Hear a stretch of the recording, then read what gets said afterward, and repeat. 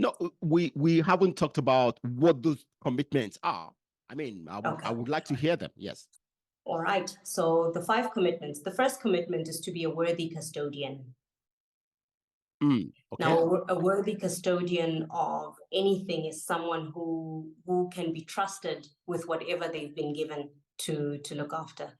Yes. I like to use the example of, when we leave our children with any caregiver or even at school, we drop them off and we don't spend the day phoning the headmaster or the teacher. I mean, nobody would tolerate it. You leave your pet with someone,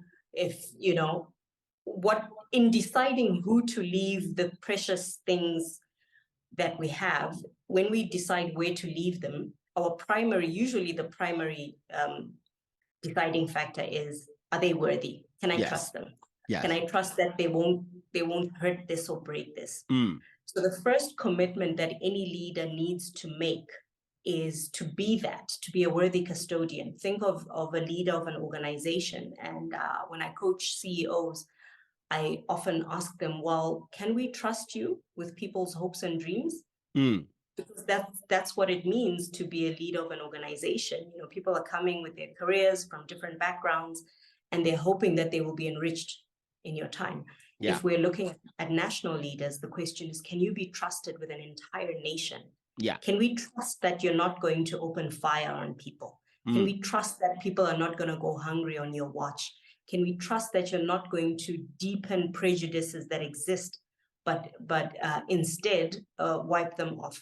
So the first commitment is being a worthy custodian. Okay. And that is a commitment because by the very nature of a commitment, it doesn't mean you have instant success at a commitment. Anyone who's ever committed to anything, even going to the gym, knows that you commit, and then you recommit, and then you recommit again. And the instant you commit is when all the test comes, right? Yeah. All the tests come the moment you commit. When you haven't made a commitment, you've got no tests.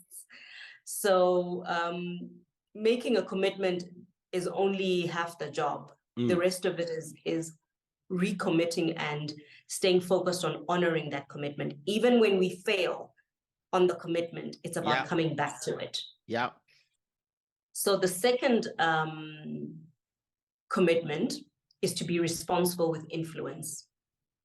Okay. So anyone who has an audience has influence. You have influence. Yeah. Because you have an audience that's going to listen to that. I have influence because I have people who are going to read my book, or people who listen to me, people who I coach. Leaders everywhere have got influence. Parents have influence over their children. So if you have an audience, you have influence. Okay. Now, being committed to being responsible with influence means not weaponizing the influence that you have to serve or further ingrain biases, either yours or others. It also means that making sure that how you use your influence is for the benefit and for the good of others. Okay. So, there are many people who boast that, I can get many doors open and I've got this network and I've got that. Well, so what? If it's not benefiting anyone and it's not opening doors for anyone, if it's not improving people's lives, are you being responsible with your influence? Okay. So that's the second commitment. The third commitment is to be curious. Okay. So innovation is actually a result of curiosity. Of curiosity. Yes. So, leaders everywhere need to be curious. And that means being open to getting rid of fixed and defined positions of how we see things. Okay. It means being interested enough to find out, why do certain tribes not get along, and build a bridge between them. Okay. This is interesting.